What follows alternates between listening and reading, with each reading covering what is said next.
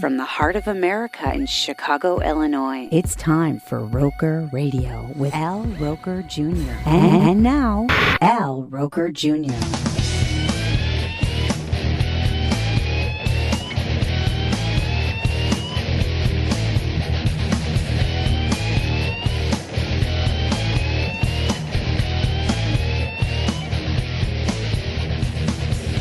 How you doing, everybody? Welcome to another edition of Roker Radio. Al Roker Jr. coming to you from the NRA Convention. No, not that NRA Convention, the National Restaurant Association Convention. This is where all the restaurants come to get all the hot new foods, hot new gadgets. A lot of great celebrity chefs here as well, and weird and interesting foods. Going to be talking to a lot of award-winning chefs, James Beard award-winning chefs, as a matter of fact. If you win a James Beard award, that's like winning an Academy Award. That's like winning an Oscar if you're a movie star. Andrew Zimmern from Bizarre Foods and Delicious Destinations will be joining me. Also, Chef Paul Kahan, if you've ever been to Blackbird or Avec or Publican or Big Star. I know you've had your tacos and tequila at Big Star. You know Chef Paul Kahan. And also from Fat Rice, the best chef, Great Lakes 2018 James Beard award-winning chef Abe Conlon will be joining me once again. So that and much, much more. We'll talk about whether or not you should put ketchup on a hot dog and how that ever came to pass anyway. Why is that a thing? The people at Vienna Beef will tell us. And also a little bit of a hot dog war between Vienna Beef and Nathan's Famous. We'll talk to them. Also, edible chocolate chip cookie dough? Yes, that's a thing. That and much, much more coming up on this edition of Roker Radio. I'm here at the restaurant convention with Chef Paul Kahan from One Off Hospitality. Have you heard of Blackbird? Have you heard of Avec? Have you heard of Publican? Have you heard of Big Star? I take up the entire time of our interview if I mentioned all of your restaurants, Paul. Welcome to the show. Pleasure to be here. Did you have any idea 15 plus years ago that you would be in charge of such an empire at this point, quite frankly? 22 years ago. 22 years ago. And only partially in charge. I have amazing business partners that allow me to exceed culinarily. They handle the finances, the real estate, all that end of it, so that I can focus on the culinary end of the equation. But did I have any idea? Absolutely not. I wouldn't wish it upon my greatest enemy. Almost 1,200 employees, a lot of personalities to deal with, a lot of great restaurants, fortunately, because of the incredible team that I'm fortunate enough to work with.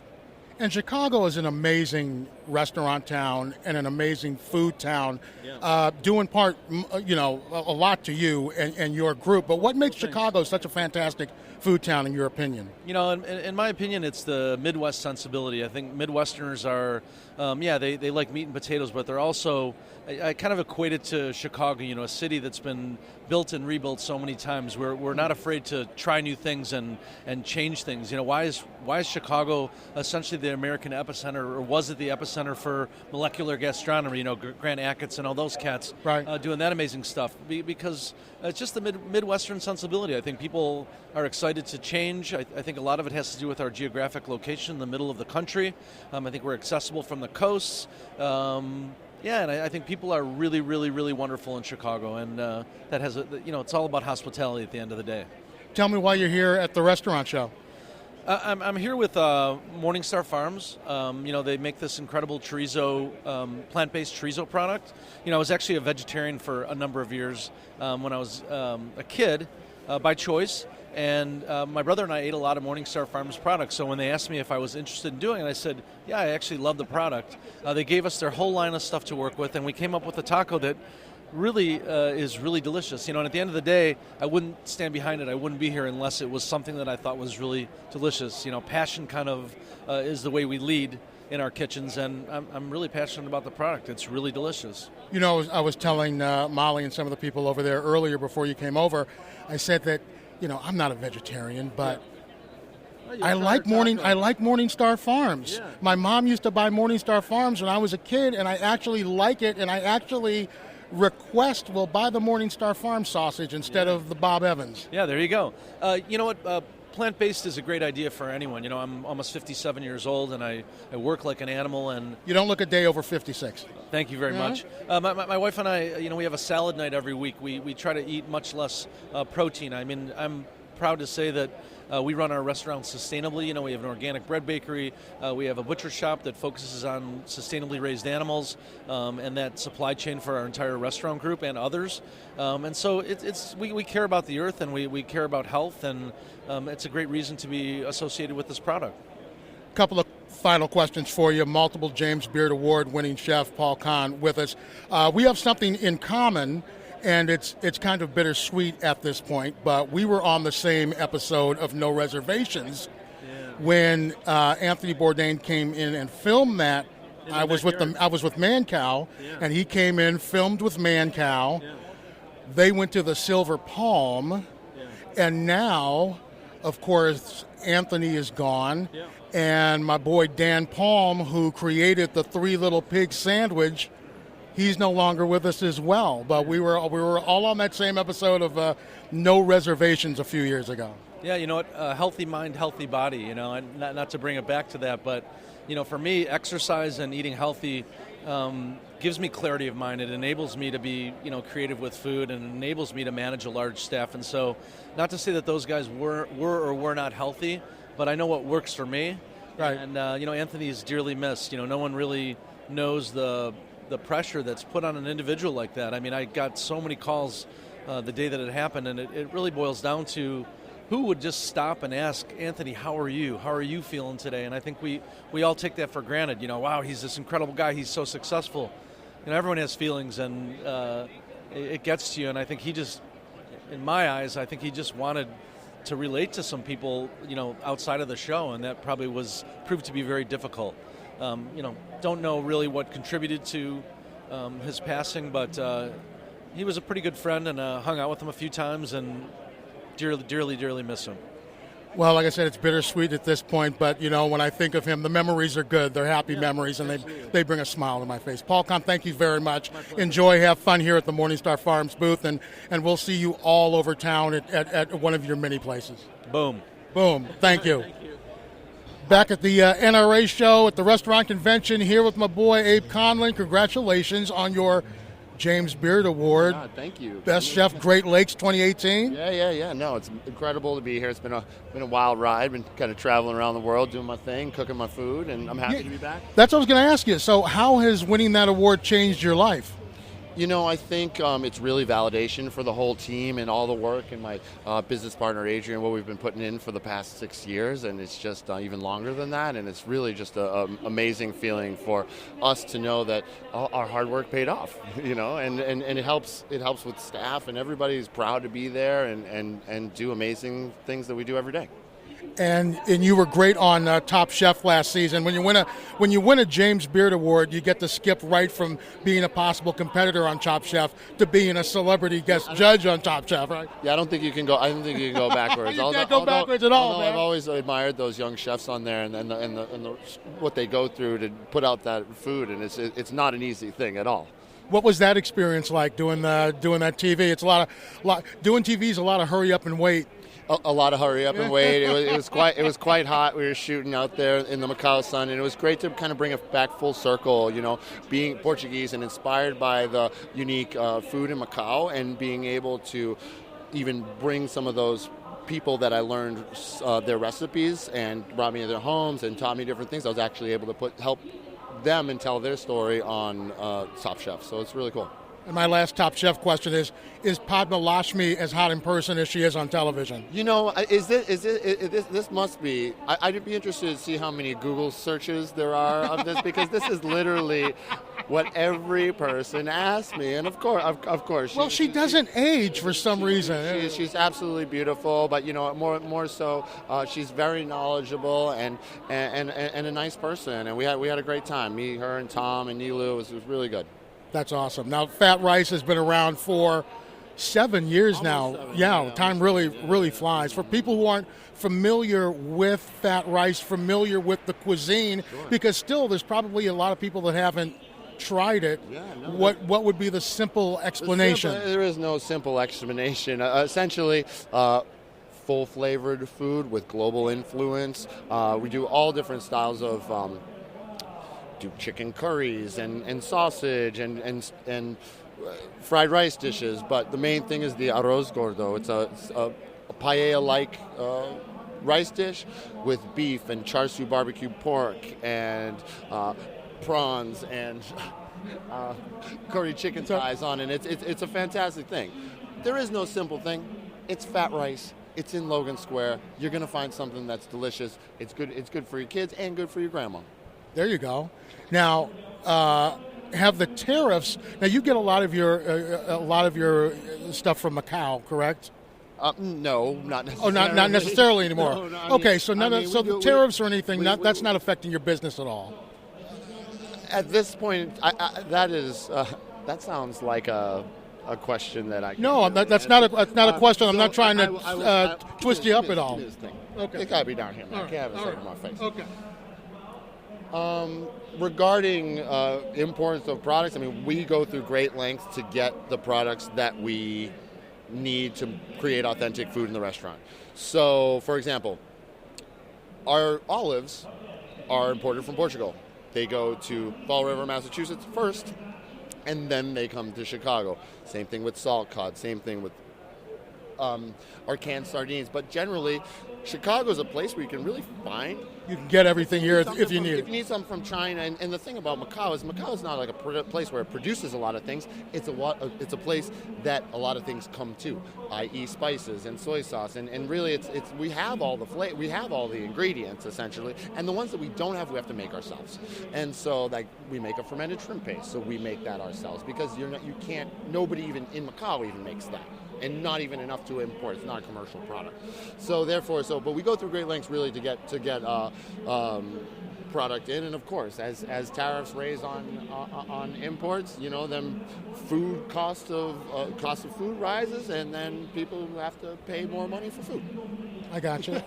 Well, if that was your question. That's fine. That's excellent. Yeah. Now, what is going on with? And I think you have some involvement with this.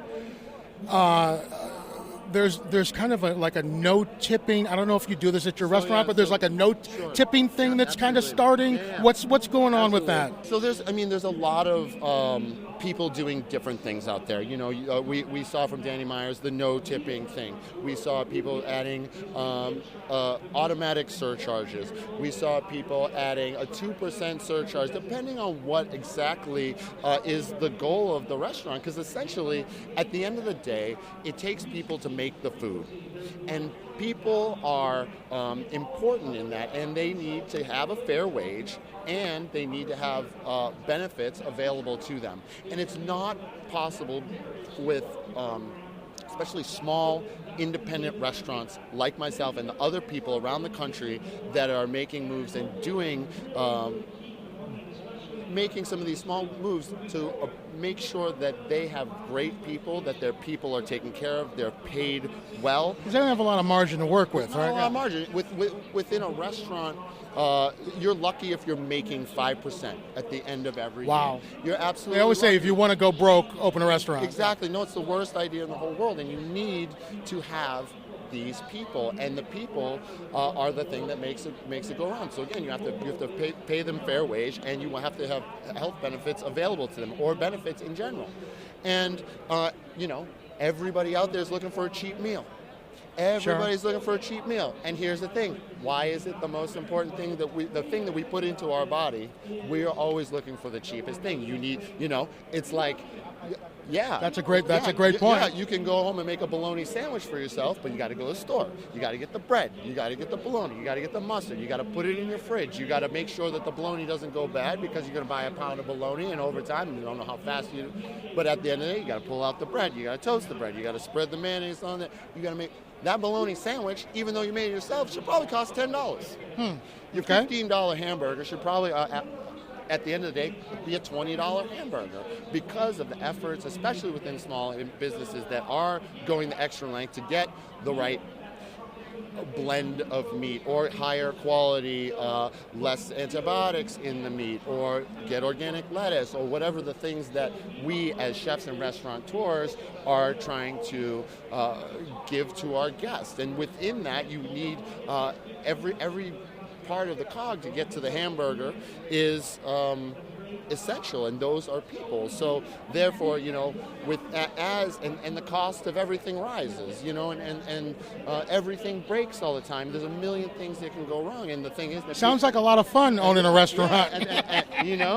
And at the end of the day, we're looking for a cheap meal, and then we're saying, well, why don't we pay these people more? Because your profit would literally you go out of business. So instead of, and the reason why we did the 4% fair wage and wellness initiative was to give everybody a transparent solution to a transparent vision of where that money is going. That money is not going into the owner's pockets. It's going directly to the staff. Half of it approximately pays for higher wages in the back of the house, which can't receive tips legally, right? And then, really? I didn't know that. No, people don't know this government. People don't know where a tip goes.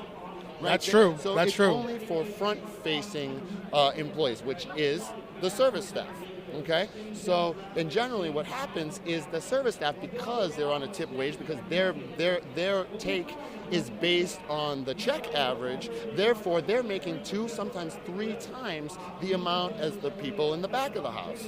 And so therefore that's why people are eliminating tipping and just saying all the price of it is included in the cost of the hamburger. That's why your hamburger costs $20. Gotcha. Okay, so so then legally the owners are able to give portion of that to the back of the house, because everybody's paid the same. There's different laws in different states. It's very muddy. There's so many different ins and outs. But the thing that we decided to do, and the reason why we did the 4% add-on, is so people knew exactly where it was going. And they weren't saying, people don't even tell me, just roll the cost into my hamburger. But then you're going to complain, it's a $20 hamburger. Right. And what makes this hamburger so good? And then I got to prove to you, I went and got the meat from this farm, and I got the organic right. I went and got the 2-age cheddar. So, it's important that people know exactly where it's going, and it gives us a place, it's really important for us to be able to be transparent with our guests, with our own team, and to be able to say, hey, when somebody walks in at the end of the day and it's 9:55 and the cooks have been working for 12 hours and sweating and they don't want to cook anymore, and that four-top walks in and orders a couple steaks, then they get a piece of that. You know what I mean? It makes them excited to say, hey, look at this company cares about us. They want to pay us more. They want to pay help us get benefits. And to me, it's not the exact answer, but it's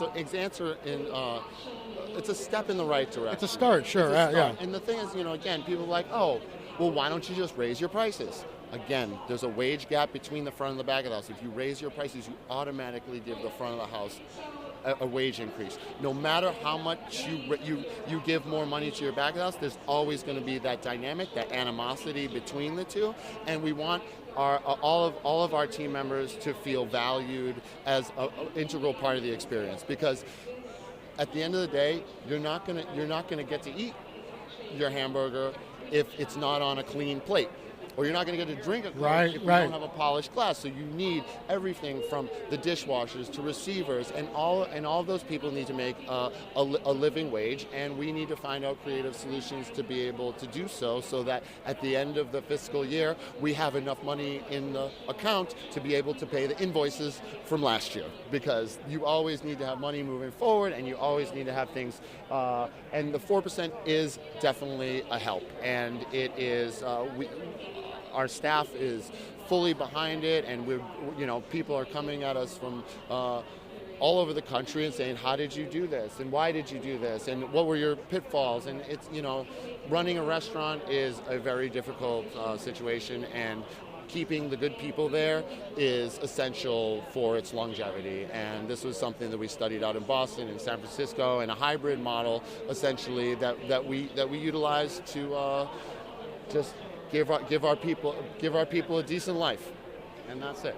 That's a great answer. I appreciate you explaining that to me, because you just taught me lots of stuff, and I'm sure the people who are listening didn't know those things either. So I appreciate you explaining that to all of us. Final question for you, and since you go all around the world, I always hate it when I watch a TV show and they go, well, oysters used to be a garbage food. Yeah. Lobsters, they used to give them to prisoners in jail. You know, when I was growing up, oxtails and short ribs were 49 cents a pound. Now they're $8.99 a pound, right?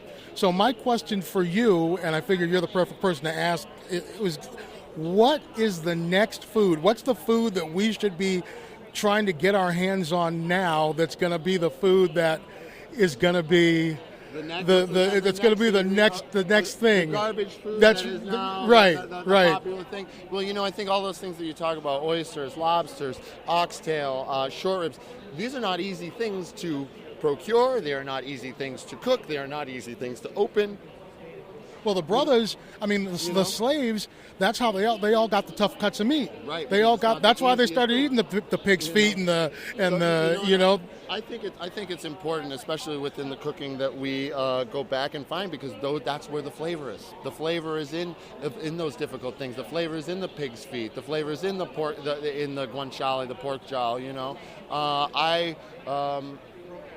know, that's a good question, and I'm trying to think what the answer to that is, actually. And but I think a focus on all of that, right? It's like it's where we need to engage our people in what the oxtail is still great. You know, the tripe is fantastic. There's a million. I still haven't tried tripe yet. Well, here's the thing. My grandfather used to eat tripe all the time. He used to eat brains and eggs all the time. Hog malls. He used to eat all the time. That sounds great to me. Chitlins. I still haven't done chitlin yet. Still haven't done. Although my grandfather used to swear that I had fried chitlins when I was a kid, and I loved them. I'll tell you. I don't remember. I'll tell you. Here's the move. You go down to Chinatown, Chicago. Okay. Yes. There's a couple of restaurants down there. They do the deep fried pork intestines. Go there. Try those. It's gonna bring you right back. And then you're gonna be cooking chitlins at home, and I'm gonna be coming over, and we're gonna have a fantastic time. Because it's you, Abe, I'm going to do that. I wouldn't be the first person to go, let me try the deep-fried pork intestines, but you say they're going to be the bomb, so I'll tell you what, I'm going to try the deep-fried pork. Bring chitlins back. Bring chitlins back. Hey, let's get a T-shirt, right? Bring chitlins back. Abe Conlon, thank you very much. Continued success. Your T-shirt, does that say Fat Rice New York on it on the back? We did a 3-month residency in Chef's Club in Soho last summer, and so we were out there, and this is the T-shirt for me. That's very cool. Enjoy your success. Congratulations. It's always great to see you. Fat Rice. What's the location? 2957 West Diversey in Logan Square. Great food. Take a nice group there and tip well. Thanks a lot, Abe. Appreciate it. Roker Radio from the NRA Convention at McCormick Place. Much, much more to come. Back in just a minute.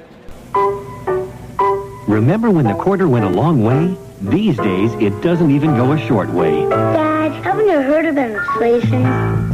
Here you go, sport.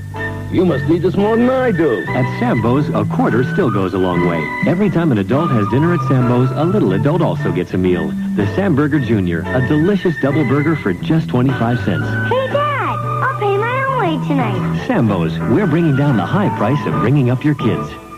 Do you have a question or a comment? Send us an email to alrokerjr@prodigy.net. Now, once again, here's Uncle Al.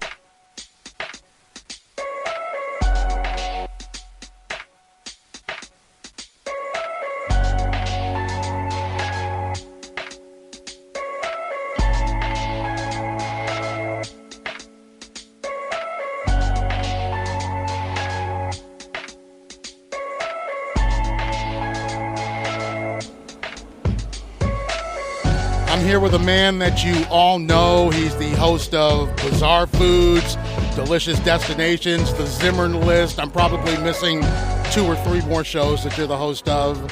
multiple James Beard Award winner, chef and author Andrew Zimmern. Welcome back to Chicago. Thank you very much, Greg. I feel like I just left here probably because I just did. You did just leave here. You just leave the James Beard Awards was maybe, a week and a half ago? Yeah, and I was here the week before that doing an event. So, yeah, it's been great. And, I mean, I only live a couple hours north in Minneapolis, so it's simple and easy. I love Chicago. It's an easy trip, yes. Yeah, and you travel all over the world. What came first for you, your love of food or your love of travel? Oh, gosh. I never separated them. I always thought of them as co-main events. Okay. And I have to tell you, in the thousands of interviews I've done in the last 16, 18 years, nobody's ever asked me that question. Oh, wow. I caught the bug for both at the same time. With my parents, we were always traveling and eating, traveling to eat, eating to travel. I mean, it was they were inseparable and linked. My dad and my mother were both the kind of people that even on a casual, weekend, family trip to see a relative in central New York, the amount of research that went into which diner we were actually going to stop in for lunch because they had a better chicken salad than the place down the road was something my father took very seriously. I just grew up in that kind of family. And you're a native New Yorker, Yep. correct? Okay, so how do you end up going from the epicenter of food and the culinary world to Minnesota? Well, it's a fascinating story. Born and raised in New York City, had a great upbringing, child of the 60s and 70s. And by the time I got out of college, I was a very robust, active alcoholic and drug addict. And there's only, you only wind up, it's jails, institutions, or death. I mean, that's it. And things just kept getting worse and worse and worse. I held on to my life. We party a lot in radio, too, so you're not alone. I was very functional. Well, there's a massive amount of Americans. This is something that's pervasive everywhere. There's not a family in America that's not touched by these issues. And things kept getting worse and worse. And ultimately, I finally didn't die and made a choice that I was going to do the one thing that I had sworn never to do, which was to try to practice abstinence. And I've been sober for 27 years now, continuously, and it's an amazing, amazing thing. Congratulations. Thank you. Went to Minnesota to go to treatment there. And okay. Then, the rest was history. There you go. My wife and I got held over. We were going to Mexico, and we were held over in Minneapolis, and ended up going to the Mall of America. Got something to eat there. Where should we have gone to get something to eat in Minneapolis? What used to be flyover country in general has become one of the driving forces in culinary in America. And I'm talking about everything from Chicago, 400 miles in either direction, east and west, and in a rectangle north up to the Canadian border. I think the most exciting food city in the Midwest outside of Chicago is Minneapolis. I don't think it's even close. Really? I don't even think it's close for depth and breadth and excellence. It's amazing to me. Look at all the biggest trends in New York and L.A. and Boston and Seattle and Miami and Houston. These incredible food cities. It's baking pies. It's no longer fun to put bacon in recipe. You've got to make your own bacon. You've got to pickle your own stuff. There's almost this food crafting and food hobbyist movement within culinary is, chefs are now buying olives and curing them and doing their own olive oils, right? Right, yeah. And that's stuff that, people in the central part of the country have never let go of. They've always been working that way because their lives weren't defined by large cities for so many generations. So I think it's really cool what's going on in cities as diverse as, Cleveland and Cincinnati and Milwaukee and, Minneapolis and Indianapolis. It's really an incredible Des Moines, what's happening in the Midwest. But I think Minnesota is just beyond it just far outkicks the coverage on all those towns. Incredible East African communities there, Somali and Ethiopian most notably, that have... See, now, I wouldn't have guessed that in a million years. Really spectacular stuff. The Hmong community that's been there, and the largest Hmong community, I believe, anywhere right now, is in Minneapolis, over on St. Paul mostly, in terms of being in the Twin Cities. But the amount of the Mexican restaurants, Salvadoran restaurants, the regional Mexican restaurants, it's the Hmong restaurants, the Laotian restaurants, just absolutely spectacular. Much more diverse. And look, don't get me wrong, it's still a lot of white people with blonde hair and bangs, and I say that with love. I've lived there 27 years. These are the people and the state that gave me my life back. But the Twin Cities is, and to some extent, Duluth and Rochester, the bigger cities, are way more diverse than people give them credit for. Out in, the rest of the state, it's very much farm country. Small town America is still alive and well, and I just love the people of my state. It's the same way here in Illinois. Once you get outside of Cook County, Chicago, and the surrounding counties, this is a farming state. This is, it's still the Midwest. And for so many years, the Midwest is neglected. We're just, like you said, we're flyover. But look what happened with Chicago. 25 years ago, 30 years ago, Chicago had some good restaurants, right? It was basically Charlie Trotter, and that's, he was the king, and then that was about it. Yeah, you had steakhouses. You had steakhouses. Jean Joho was doing. There was still a lot of stuff going on here. You had some really good restaurants in this town. Right now, Chicago is arguably one of the greatest food cities in the world. I don't think there's any doubt of that. It's just, the food has exploded here as one of the biggest, tourism drivers in the city. It's incredible. The restaurant scene here is just out of control. It is amazing. And why is it, you bring that up, the restaurant scene here is out of control. Why is it that I always seem to continue to go to the same 3 or 4 places? Because that's what we all do. Because we cook the same 3 or 4 things, we go to the same 3 or 4 places, and that's fine. If it makes you happy and you feel good there, go there. There are some people that, have to go to a new restaurant every other night. They're just animals for having that badge that when someone says, "Oh, have you been to that hot place?" and they say, "Oh, yeah, I've been there." And they wear that, it's so proudly. And, people want to fetishize restaurants like that. That's fantastic. Then there's the opposite end of the spectrum, folks that maybe go to the same 3 or 4 places or don't actually go out to eat that often. That's fine, too. I think the choice here is just so extraordinary, and both high and low. Everybody talks about the famous fancy restaurants in this town, but, for good old, blue-collar lunch bucket, kind of fare, I'll take this town over almost any other. We do have great, the Italian beef sandwiches. It makes my mouth water when I see them.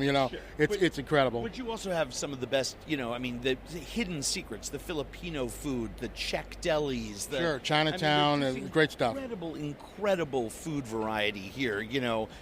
Zaragoza for Berea. Just some places that I just love dearly that are real exemplars of what it means to be in the hospitality industry without having 7 forks at a place setting. What brings you to the restaurant show? Oh my gosh, a couple of my favorite subjects: sustainable seafood and herbs. I do a lot of work with Verlasso, a salmon company that's based in Chile and Patagonia, and I just returned from there. We actually have a video that my production company made that's airing in their booth.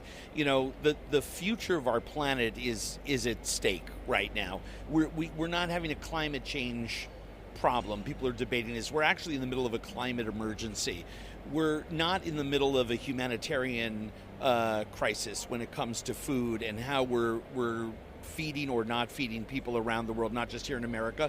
We're having a food emergency. And so when I see people deriding, all big business, it kind of irks me.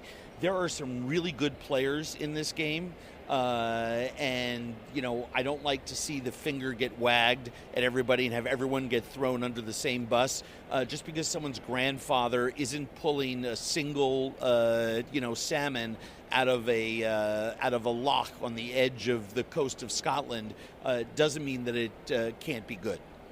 The aquaculture industry, generation and a half ago, was, and very rightfully so, derided for a lot of the missteps that were made as that industry, gained its ground and started to crawl out of the crib. But now there's some really incredible companies. Verlasso is one of the leaders who are insisting on doing things the right way. They seek to be the cleanest and most sustainable fish company that there is, not just, salmon farming. It's an incredible organization, and at the same time, they're able to grow fish to scale, millions and millions and millions of pounds a year to help feed our hungry planet. And they're doing so by, trying to make sure that, the waters that these salmon are raised in are kept clean, that the feed that they're getting isn't a harmful or unsustainable feed system the way it was in decades past. They're trying to take care of the planet. They're trying to create jobs in areas that may not have them, and they're trying to do the right thing. And we can spend a lot of time picking apart a lot of the big companies that are out there doing this kind of work, but there are a few of them that are really, really, honest to gosh, doing it the right way, and I think we need to support them. And most importantly, we need to support the concept of aquaculture in general. I don't understand why it's okay to farm pigs, raise them, raise cows, raise lamb, raise goat, raise chickens, raise ducks, but somehow it's not okay to raise fish. We all know what it looks like to raise chickens the wrong way. We all know what it looks like. Well, we do now. We all know what it looks like to raise fish the wrong way, and we need to support the people who are doing it the right way. And I appreciate your time. I know you have to do a presentation in a few minutes. You also have a new children's book out. Tell me about that. Yeah. My dad told me stories when I was little. The radio died 20 minutes outside of, the city on 5-hour trips up to southern Vermont to go skiing. I told my kid's story at night so that he would fall asleep and not read all night with the flashlight so that he could get some sleep and be rested for school the next day. And, one of my business partners said, you got to write this stuff down. And I'm smart enough to know what I don't know, and that's how to write a children's book. So I went out and found a fantastic co-author in Heather Mackleton, and AZ and the Lost City of Ophir is volume 1 in the Alliance of World Explorers series. And by the way, this is on Amazon or on a website we created for it called azworldexplorer.com. It's won the Ippy Award as the best juvenile fiction book of the year from the Independent Booksellers Association. It's been a bestseller on Amazon, #1 in its category. And this is a book. This is not a 20-page picture book. No. This is when you say it's a children's book, this is a children's book. And beautifully illustrated by Lisa Troutman. We kept it all Minnesota in-state. It's published in-state, co-authored in-state, designed and illustrated in-state. And it is a chapter book that is a rollicking adventure that, time-traveling young heroes that save the world, chased by evil villains back to the land of ancient Egypt. But along the way, kids learn about cooking and anthropology and sociology and science and astronomy, and it's just a wonderful thing, and kids are loving it. People really should, and proceeds from the book benefit No Kid Hungry. So if anyone's listening, buy it for your kid. If you don't have a child of your own, there's a kid in your life or a local library or a Y or a youth center that needs books. Go on Amazon, go on azworldexplorer.com, buy the book. Money goes to a good cause to feed hungry children, and give the book away to someone. It's a really cool project. Can't wait to write more of them. Well, Andrew, it's great to see you again. You came in studio maybe 11 or 12 years ago, and I think I ate a tarantula and ostrich egg and some other stuff. So it's great to see you again. Likewise. Thank you for coming to Chicago, and we love you here, and hopefully we'll see you here again soon. I appreciate it. Thanks. Thank you.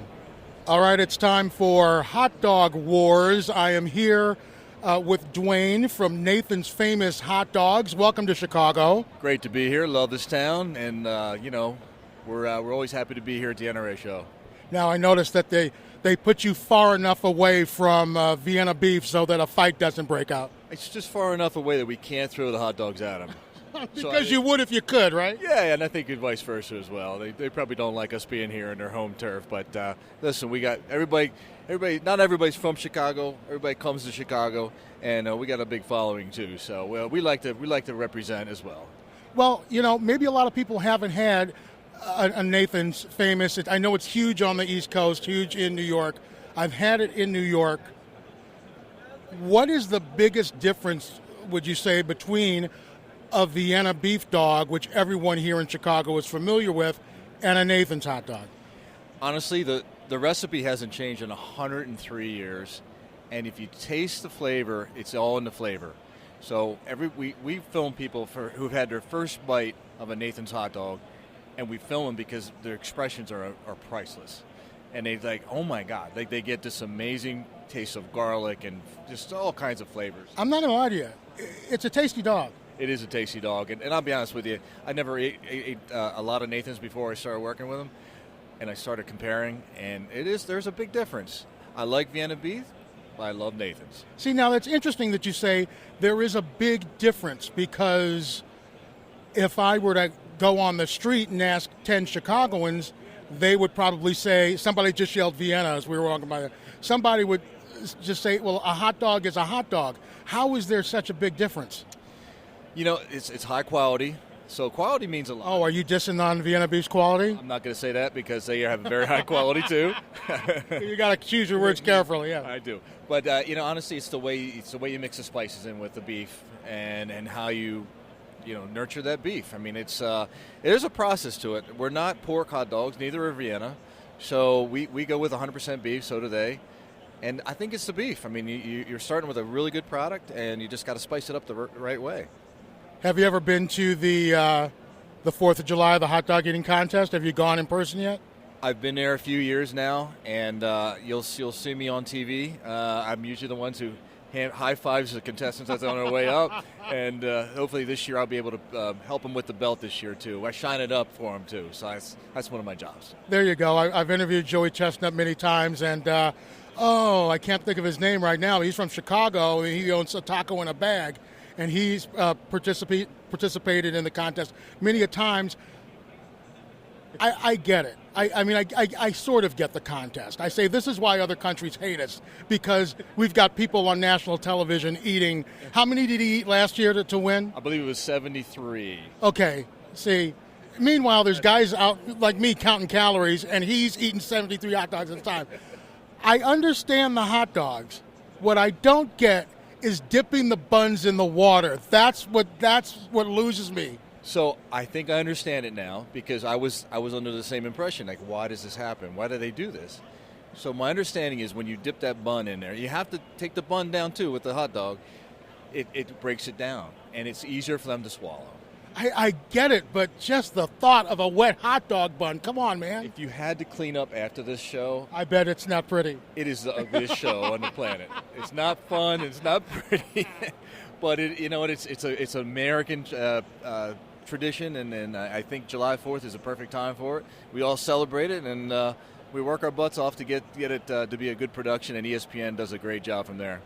Thank you very much. I appreciate it. Have fun while you're here in Chicago. Nice to meet you, Al Roker Jr. It's my pleasure. Thank you. Take it easy. All right, buddy. Thank you. Here with Fred from Vienna Beef. Welcome back to the restaurant convention for how many years are this going to be for you, probably? Well, I've been coming to this show since I was a kid.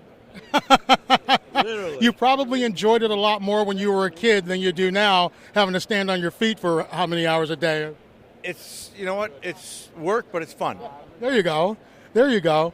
Now, I see that they keep you far enough away from Nathan's hot dog, so West Side Story's in town, so I don't want a fight to break out. I don't want it to be, the Jets and the Sharks.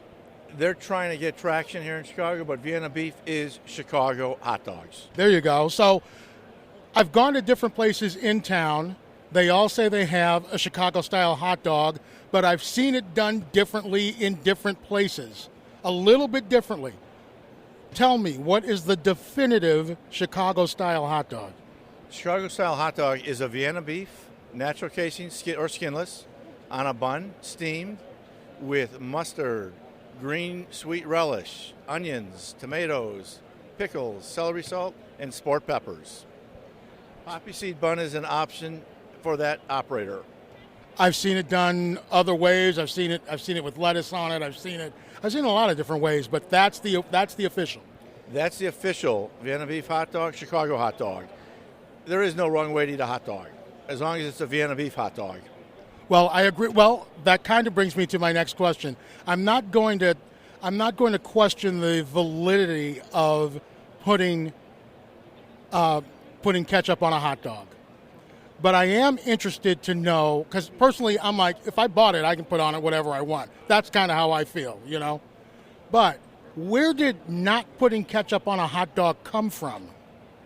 It goes back in history, and there is no one definitive answer. It's just that the ketchup doesn't work with our hot dogs. It doesn't need it for flavor. We've got the fresh tomato. That works better than any reconstituted tomato product with sugar and vinegar. That's a good answer. And then since the East Coast invaders are down the way there, what makes the Vienna beef hot dog better than a Nathan's hot dog or any other hot dog? Well, Vienna beef hot dogs have been around since 1893, the Columbian Exposition. We are still a family-owned operation. A lot of stuff came out of that Columbian Expedition. The Ferris wheel. Cracker Jacks, light bulbs. Yeah. Nikola Tesla lit the whole thing. That's why it was called the White City. Exactly. But when it comes to what makes Vienna different, we produce small batch. The old world methods and traditions, and we haven't changed our formula or our processes. You must have some good pull down at City Hall, because I never saw a street construction project get done quicker than that one over there by the Vienna Beef Factory. Believe me. It must have seemed like a lifetime for you, but I couldn't believe they finished that thing that fast. It was long overdue. You got that right. Fred, thank you very much. Enjoy yourself. It's good to see you. Thank you. Have a good show. Thank you. Back at the restaurant convention, and I'm at David's Cookies, and I'm here with Lee from David's Cookies. How are you? I'm terrific. How are you? I'm excellent. Now, I've been talking about how there's all kinds of crazy things here, different innovations, new kind of fun things. You definitely have, you probably have one of the most popular booths here at the show, because every time I walk by here, you're giving out samples of cookies and brownies. That's because we make excellent products. Good answer. So one of the new products that you have is for this year is edible cookie dough. Now, for someone like me or someone like you, us of a certain generation, cookie dough was always edible, but now not so much. So explain why cookie dough isn't edible anymore and what makes your cookie dough edible. Okay, in the beginning, even as myself as a child, I ate cookie dough that my mom made. We ate cookie dough and cake batter all the time, right? That was almost the best part about it, right? And we were all fortunate that we didn't get very sick by doing so. Oh no, how come? Because regular cookie dough has raw eggs, and it's also... But Rocky ate raw eggs and nothing happened to him. That's a movie. Oh, okay, sorry. So, and the other key ingredient that was in the product beforehand was regular flour. And regular flour could have some bacteria in it. So what we have done is we have removed the eggs out of the product, and we're using a special heat-treated flour so that you can truly eat it and have no worries about contracting any illness. So it's almost like pasteurizing the flour in a way. That's correct. That's correct. And every other ingredient in the edible cookie dough is already edible. So we've combined like chunk chocolate in it. We have a birthday cake which has colored sprinkles and M&Ms. We have a double chocolate, which is kind of like a brownie with a dark chocolate and chocolate chunks. And then our most popular one is a Reese's peanut butter with Reese's peanut butter pieces. Excellent product. Would you like to try some? I had some a little bit earlier, and absolutely tastes like cookie dough. Actually, I had a taste of it, and then my wife took it from me, and she ate the rest of it. So, but it tasted exactly like cookie dough. Is this out on the market yet? It's on the market in a food service industry. We're going to be introducing it in a retail market in a container. So instead of having... How big a container? It's a 12-ounce container, where our current production is in an 8-pound tub, which is not feasible for the average consumer. Well, it depends who you ask, but still a 12-ounce container. So that's a Game of Thrones serving. So you sit there and you just sit there on the couch for an hour and a half and you just eat that, huh? Yeah, if you want to. Believe me.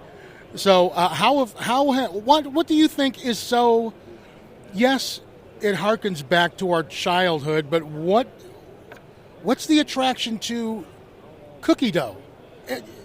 I think it's the number one dessert as far as a finger food dessert, cookies, and we're just playing off of that. That if you like to eat a cookie, you always wanted to eat the edible cookie dough as a child, now you have a safe and delicious method to eat the edible cookie dough and not have any worries about any contaminations or bacterias. So edible cookie dough in did you say a 12-ounce container? 12-ounce container. The flavors that I mentioned will be available in those containers as well. We're going to launch that probably Q3 of this year. Sounds like fun. I can see a lot of people eating cookie dough. Well, we hope so too. There you go. Thank you very much, Lee. I appreciate it. Take care and continued success. And have fun handing. See, I know that, and I know that it's a long day. These conventions are long days. But it's got to make you happy to see the smile on everybody's faces because you're the cookie man. And it's also a whole lot of fun. There you go. Take care. Thank you. That'll do it for this edition of Roker Radio from the National Restaurant Association Convention. I want to thank my guests, Andrew Zimmern from Bizarre Foods and Delicious Destinations, also Chef Paul Kahan, Chef Abe Conlon. That's about 10 James Beard Awards right there. Pretty awesome. And all of the people who took a minute to talk with me while I'm here. If you have any questions or comments, I'd love to hear from you. Al Roker Jr. on Facebook, Twitter, and Instagram, or shoot me an email, rokerradio@gmail.com. As always, thank you so much for listening.